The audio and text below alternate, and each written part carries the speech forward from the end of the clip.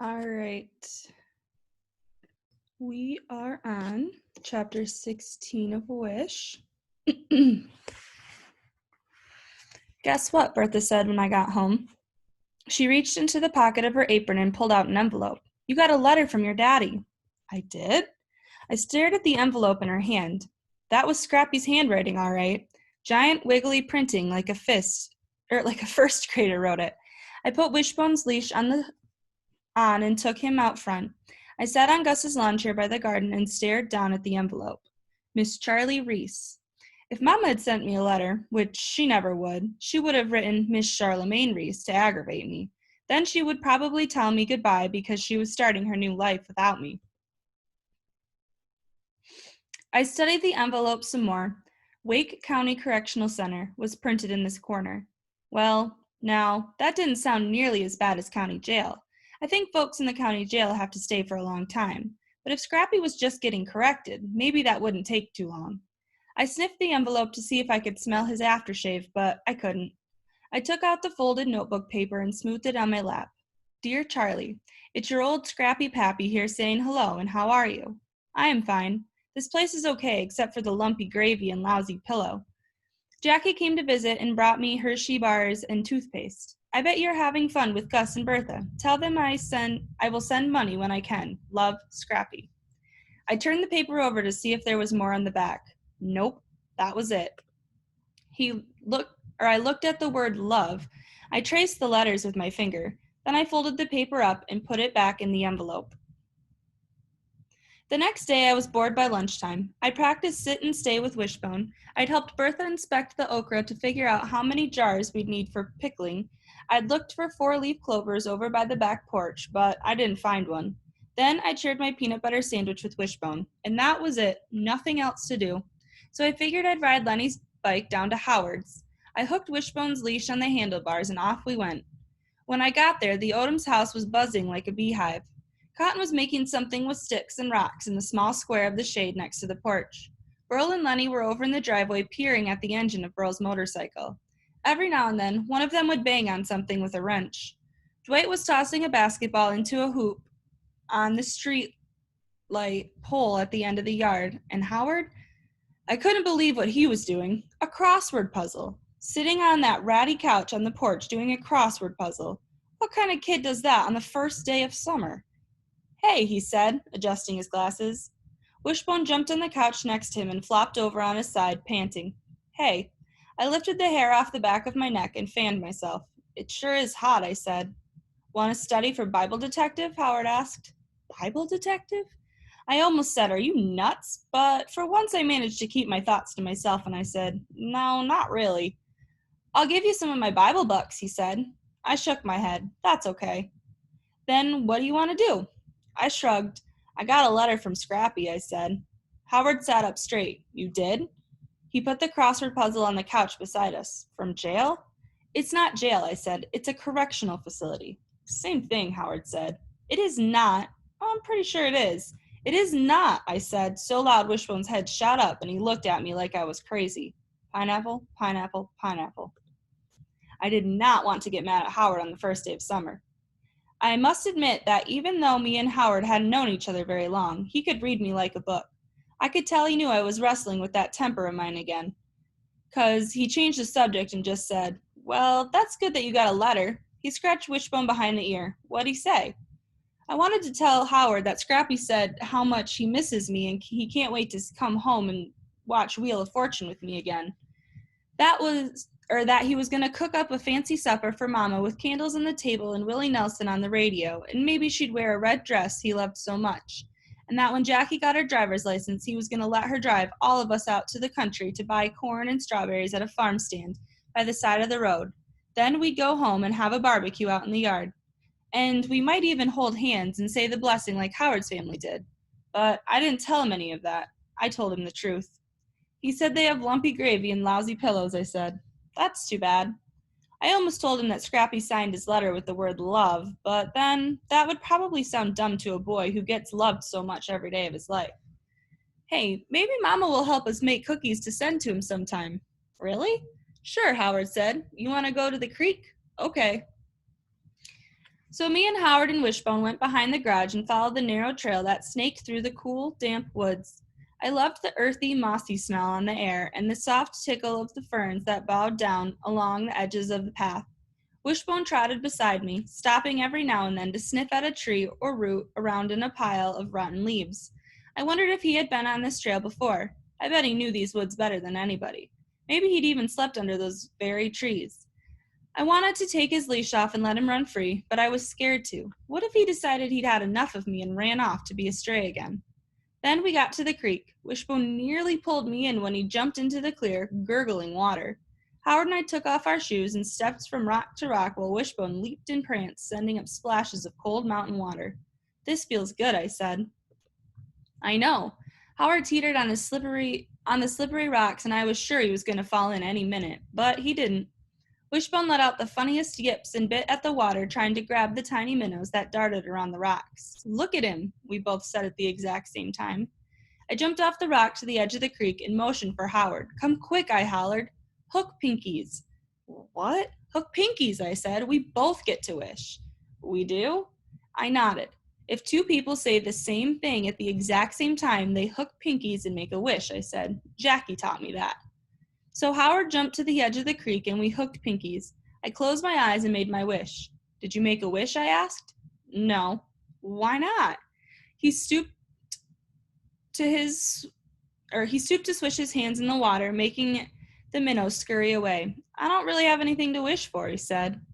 I shook my head. How could anybody not have something to wish for? I mean, even if you just wished you didn't have a wart on your thumb or that you didn't have that to eat oatmeal for breakfast, it seemed to me like you could think of something to wish for. "Oh, good grief, Howard," I said. "There must be something." "Well, actually, there is something I could wish for," he said. So we hooked pinkies again, and Howard closed his eyes. "Did you make a wish?" I asked. "Yep. I bet I know what it is. I can't tell you or it won't come true, remember?" "No, you can't tell me," I said, "but I can. It doesn't matter if I tell." I didn't know for sure if that was true, but I think it probably was. "Just don't say whether I'm right or not," I said. "Okay." "You wished you didn't have that up-down walk," I said. When those words left my mouth, I could practically see them hurtling through the air toward Howard, quick and sharp like razors. Howard's face turned pale as a ghost and his eyes flicked down to the ground. What had I done? Why had I said that? More than anything, I wanted to take those sharp words back, but I knew I couldn't. I suddenly felt like everything was frozen in time, just stopped cold, dead still. Like the creek water stopped flowing from the birds, and the birds stopped chirping. Like the clouds above us stopped floating over the mountain tops. Even Wishbone stood still as a statue beside me. Then Howard broke through the frozen curtain of time by grabbing his shoes and heading off up the path toward his house, leaving me standing there ashamed and heavy-hearted. I sat on the edge of the creek and held myself a pity party. That's what Jackie calls it when I feel sorry for myself. "For heaven's sake, Charlie," she says, "stop having such a pity party." But I couldn't help it. Why had I gone and said something so mean to the only kid in Colby who was nice to me? The kid who wanted to give me some of his Bible bucks and send cookies to Scrappy. The kid who let me share my troubles with him. I pictured my clothesline full of troubles and saw myself pinning on another one. I stayed there by the creek, wallowing in my pity, thinking about how this day had turned out so bad. But then, things suddenly went from bad to worse. A tiny striped chipmunk darted out from a rotten log beside the creek, and Wishbone bolted after it, yanking the leash right out of my hand. And before I could even get myself up off the ground, he had disappeared into the woods. Chapter 17. I searched those woods till it was almost dark. I called Wishbone's name till my throat hurt. I walked up and down the side of the road till my legs ached.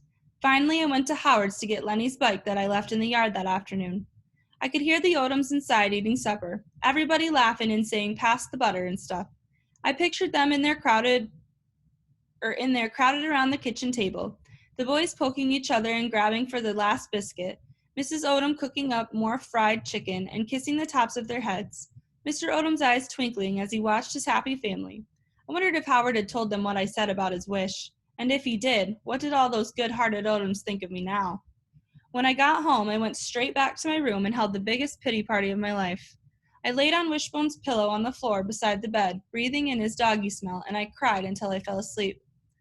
I woke up to Bertha whispering my name. The room was dark except for the faint glow of the lamp in the living room floating through the half-open door of my room. I closed my eyes real quick and pretended like I was still asleep. I couldn't stand the thought of telling Bertha about my day, how Wishbone didn't want to be my dog anymore and had run off, and how I had said such a mean thing to Howard. I thought maybe Bertha would leave, but she didn't. She gave me a little shake and whispered my name again. "Come get supper," she said. "I'm not hungry," I mumbled into the pillow.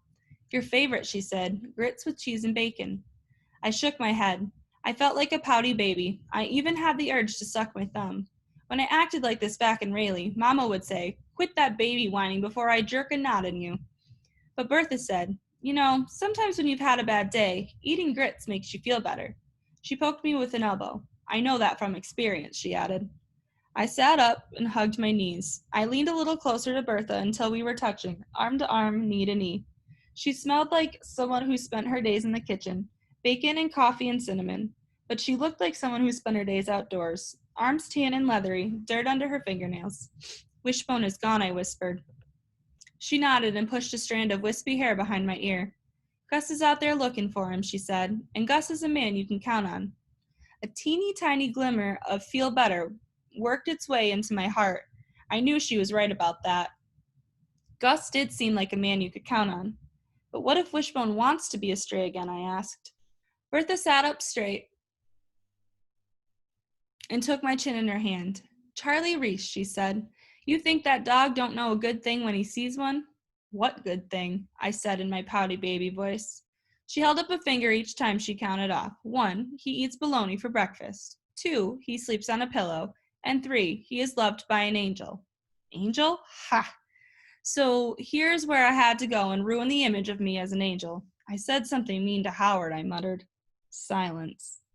Why had I gone and told her that? I wished I could take those words back, gather them up like butterflies in a net, stay an angel in her eyes. And then I got this bad thought. What if Bertha was wrong about dogs loving you no matter what?